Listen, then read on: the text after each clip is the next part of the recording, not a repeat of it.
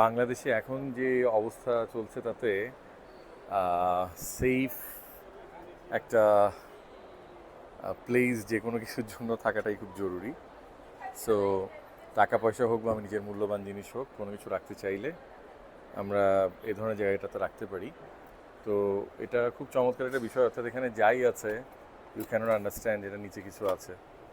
Just look at this one, অর্থাৎ উপরে থাকবে টব লাইক দিস, আর নিচে থাকবে দ্য আদার পোর্শন, ওখানে আপনি যে কোনো জিনিস রাখতে পারবেন। So same goes for this one.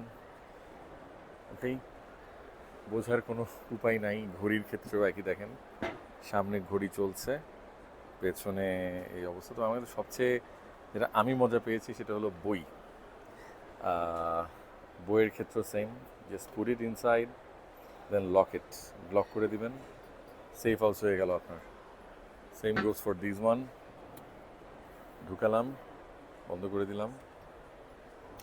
So সিন্দুকের ছোট ভার্সন, বাট খুবই উপকারী, কারণ অনেক সময় অনেক কিছু আমাদের অফিসে বা বাসায় রাখতে হয় যেগুলো আসলে হয়তো আমি আমার মতো করে রাখতে চাচ্ছি, যেটা সবার কাছে যেন ডিসক্লোজ না হয়। হতে পারে কোনো ইম্পর্টেন্ট ডকুমেন্ট, গোল্ড হতে পারে, অথবা যে কোনো জিনিস হতে পারে।